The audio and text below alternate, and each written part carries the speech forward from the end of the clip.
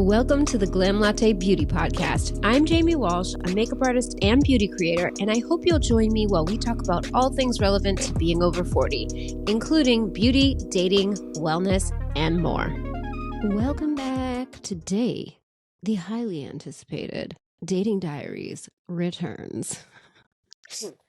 If you are new here, hi, welcome. I'm glad you're here. This is the Glam Latte Beauty Podcast, and here we talk about beauty, but we also talk about my dumpster fire of a dating life, as well as other women over 40 topics. And today we're going to be talking about two dating situations. Yes, I have a double feature for you. Double feature. Who doesn't love that? I think I have a total of 6 guys to catch you up on, if I'm not mistaken. I have taken a break from dating since, the last one, but I have to catch you up on all of the stories. And just a little backstory in case you have never heard a Dating Diaries before. I went through a breakup in 2019 that was probably the worst ever, from a complete and utter horrible human being who basically traveled for work and had a hoe in every area code, and I think that's what spawned the very first Dating Diaries, and it just took off. Like, everybody loved it, and I was navigating being in my 40s and having to go back to the apps, which it's a nightmare, really. So all of the stories I've been encountering as, being in my 40s and dating have been so crazy that I can't even make the shit up. So why not make it into content for your enjoyment? So today we're going to talk about, well, first let's start with Mr. Not Even My Type. Now I have notes because this has been quite a while since I went on a date with this guy, and so I have to remind myself. And it's so funny because every time I go on a date with somebody, I do write notes. I take notes on everything that happens so that when I go to do the episode, I can remember what happened. Because listen, if I'm going to have a dumpster fire of a dating life, at least make it something positive, So this guy I was calling Mr. Not Even My Type because it was one of those situations where in any normal day, I wouldn't have given this guy the time of day. He was not the height requirement. He was starting to go bald, and he was just like a pudgy little Italian guy. And it's not my type. It's just not my type. And he was from New York. I think it was Hinge, I want to say, that we matched on. But it's just a guy I would never date. So I have a full-page description on my future husband. I believe in law of attraction, manifestation. I'm a big Joe Dispenza fan. And so I got real clear. And I think that it's important to do that, especially when you get to be in your 40s. When you're in your 20s and even when you're in your 30s, you're trying things on. You're getting to know yourself, you're learning, and you're gaining wisdom of the world, and you are more apt to give guys a chance that you wouldn't normally. You're more likely to be like, oh, well, I'll give him a chance. When you get into your 40s, you are not giving people a chance. You already know, certain criteria isn't going to work for you. So I think having a clear description is really important, if you want to get shit done. So I wrote a 1-pager, and I got really clear who he is, how tall he is, what does he do for work, what is his character like, his daily habit. So yeah, it's broken up into physical traits, character traits, stature, accomplishments, career types, financial situation, all of those things. This guy did not fit the description. And I mean, this is so short that I can fit it into an episode with another one because it's such a joke. But I met this guy on Hinge. He was too short, starting to bald. I didn't love his profession, but I let these things slide in a moment of just wanting to go out because I live in a rural west bumfuck area of Florida and the dating pool is shit. I haven't really met a ton of friends because everybody that lives in this area is either married with kids and, not in that place in their life, or they are retired. So it's been a real struggle for me. So I was just like feeling, I don't know if lonely is the right word, but like maybe a little bit. I just wanted to go out, and this guy was going to take me out. So I was like, okay. So I gave him the old, maybe he's a nice guy pass. Every single freaking time. Every single time I don't follow my own rules, I end up regretting it. So we start chatting. We chat a couple times. He seems cool. And he asks me to go on a date. So I say, okay. The night of, okay, which was a Saturday, because if I can help it, Saturday is the only night I go out on dates. Because, like, I got shit to do during the week. So anyway, we're supposed to meet at a specific place around 6. So I didn't hear from him all day, and I didn't text him because we had made a plan the night before. Like, we had confirmed the place, the time, all of the things on Friday night. So I didn't think that I needed to discuss it on Saturday.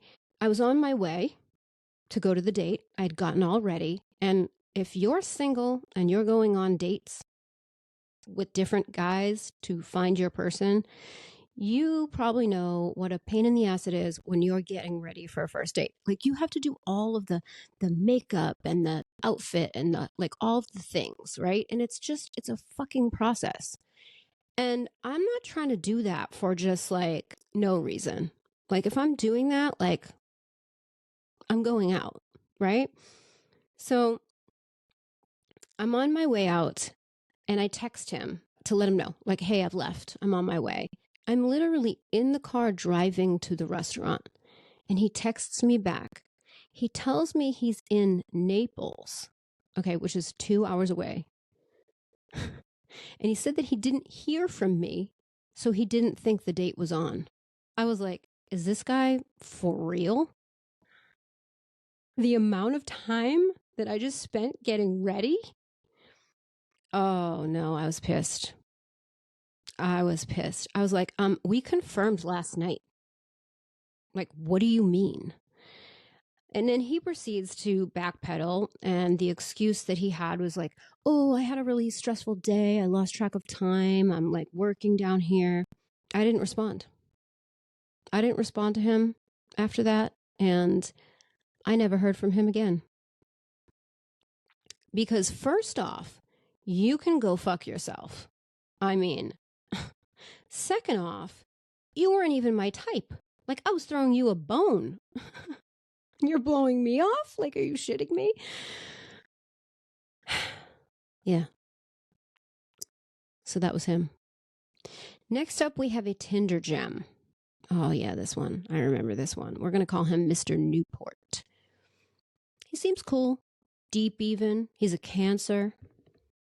We talk for hours on the phone. Check in every day. We seem to really click. He also doesn't match my description. But, like I said, I was going through a phase, okay, where I was letting things slide. And he cancels date 1. It's day of date, and he cancels. I can't remember why, but he did. And I'm like, okay. And then date 2. Oh, man. Date 2. I left the house. We were supposed to meet at 6, right? In Sarasota, which is an hour from me and an hour from him because he lived in Tampa. Remembering this is like so comical to me. So I text him. I'm like, hey, I'm on my way. He's like, oh, yeah, me too. So if we're both leaving at the same time, we both should get there right around the same time. So I get there, I park, I go in. It's like a little sports bar, restaurant type of a place. And I'm sitting there. I order myself a high noon. And I'm sitting there, and there's like a big playoff, like college basketball or something game going on. Maybe it was college football. I don't know, whatever it was. And he texts me and he's like, yeah, I'm on my way. And I'm like, okay. And then I was sitting there, sitting there, sitting there. He kept stringing me along for the entire time that I was sitting there. And he ended up being an entire hour late. An entire hour late. You're going to be an hour late for a first date? An hour? Like, okay, 10 minutes, okay, 15 minutes, okay, even maybe 30, which is like pushing it, but an hour? Bro. I should have gotten up and left, is what I should have done. But he didn't like, he was like texting me, like, I'm on my way, like, I'm coming, you know, whatever. So anyway, he shows up. First of all, he looks nothing like his pictures. In his pictures, he was clean shaven. He walks in with like a creature on his face, like a freaking full on raccoon. Okay. Like this beard, it wasn't just like, oh yeah, just like a beard, like just kind of grazing his face. No, this thing was like, if you're on YouTube, you can see what I'm doing. And if you are listening, I mean, the shit was like, I don't know, 6 inches off of his face. I mean, and it was thick, like a thick, long ass beard. Okay. And he was very serious about this beard. Like, no intentions of getting rid of it. Almost like he felt like it validated his manhood because he could grow a beard or whatever. Like, he had like beard oil for it, and like it was a whole thing. And he would like touch it, and I'm like, one thing about me is I don't like facial hair. No, bro. I don't like any facial hair. Never mind a freaking rodent on your face. Okay. Like, no, that's gross to me. Some people might like that. Some people might like that. I have friends who like facial hair. I'm not that girl. Like, no. And it's so drastically different than his profile picture. Like, clearly they were years apart because you don't grow a beard like that overnight, you know? And so that was like strike one. I mean, strike two, really, because he was an hour late. Then I find out he has a totally different job, like, than what he told me. Or I don't know if it was totally different than what he told me, or he just like misled me. And then I find out he has like 4 kids, which I didn't know. He has baby mama drama. He basically left the chick and the kids like on the other side of the country, and he was living with his grandmother in Tampa. I'm like, oh Lord. Like, this is a nightmare. Like, this is not somebody I'm going to date, right? Not only just because of the situation, but because he really misled me about it. And I don't like that. Like, put your balls on the table. Tell me what the hell is going on right from jump. If you think that I'm not going to date you because of it, then why would you think that I'm going to date you once I find out? Like, that's stupid and a waste of everybody's time. But anyway, so there was that. And like, if you're going to mislead me, then you're not trustworthy. So I'm definitely not going to date you. But I'm the type of person, like, I can go on a bad date, like a date with somebody I'm not going to, like, I know already I'm not going to ever see again, or I'm like not interested in. And I can still have fun. Like, I can have fun with anybody, you know? That's why I don't really get nervous for first dates or anything, because I don't care. Like, I know I'll have a good time regardless. Like, we'll have fun because I like people. I mean, he's just another person, right? And we can be cool. It doesn't mean I have to date you. So I switch into that mentality. I'm like, okay, this is just going to be a fun night. We're going to have a good time, and then I'm going to go about my life, right? So after we have a couple drinks, I think we ate dinner, and then we were like, oh, let's go have another drink at like the bar down the street. So I was like, all right, yeah, cool. So we leave the restaurant, and he's like, I need to stop at my car real quick. I'm like, okay. So we walk to his car, and he opens his car door and he pulls out his water bottle. And I'm like, oh, okay. He has his water bottle. So then he like closes and locks his doors, and we start walking, and he's carrying his water bottle. So I'm like, okay, maybe he's thirsty. Okay, whatever. So we're just talking and like, whatever. I don't know if it came up on the way to the bar or after, but basically it wasn't water in the bottle. It was tequila. We'll walk to the bar. We go inside. We order drinks. I order a drink. He orders a cigar. I'm like, because they had like cigars there. So we walk outside to sit outside. He lights a cigar.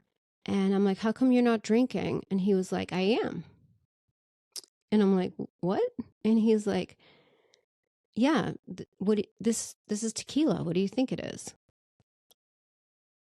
I'm like, whoa, wait a minute. This guy just brought his own tequila to the bar, and it was like a liter bottle. So he basically brought a liter of tequila to a first date to the bar. I'm like, either he's a broke ass motherfucker or just tacky. I don't know, or both. But I was like, who does that? Like, who brings a liter of tequila in a water bottle to a bar on a first date? But then that's not even the worst part. So we're sitting there, and he's smoking his cigar, which I mean, I think is gross, but also I've dated guys who like they'll smoke a cigar like every now and then with like friends is like just a fun thing to do. I don't know why it's fun, but sometimes it's fun for them, whatever. That doesn't bother me. So I didn't like that wasn't necessarily the deal breaker, even though like we've already established the deal is broken. Like we've already established like I'm not dating this guy. But like the hits just keep on coming. Like I'm so amazed at the behavior. So we're sitting there, we're talking and like we're people watching and like whatever. And he pulls out a pack of Newports, lights it up. I'm like, and he's a smoker on top of it. And he had on his profile that he was a non-smoker. And I was like, wow. Like, wow. And I just laughed. I just laughed because I was like, what is wrong with men? Like, what is wrong with them? Like, you're going to come to a date an hour late. You're going to lie to me about your job and your kids and your baby mama drama. Then you're going to not look like your profile picture. Then you're going to smoke and bring a bottle of tequila to the frickin' bar. Bro, you're going to be single for a long time, okay? Good luck. Good luck with that. So basically, I went home, and I think this guy thought that I was going to continue to date him because he kept texting me. And I'm just like, I don't think it's a fit. I had a great time, though. Thanks. Unbelievable. You guys, the dating world out here is rough. Okay. And that's why I took some time off. I actually haven't gone on a date in almost a year. But like all of the dates that I went on up until like the really bad one where I just took a break, but like all of the dates leading up to the last one that prompted me to take a break were all like one after the other of just horror stories. And I got to the point where I was like, and I'm done here. And I just took a step back from dating. So looking back at these stories and reminding myself of what happened while I share it with you is really fun for me because I haven't one time been like, oh, I wish I was still dating. Like it's been really nice to not be dating. Am I going to get back out there and date? Maybe, maybe soon. Yeah, I don't know. I really am enjoying remembering these things. And I think it's important to remind myself of these stories to prepare myself if I do get back out there and date. So that is it for today's double feature. Dating Diaries, we are back.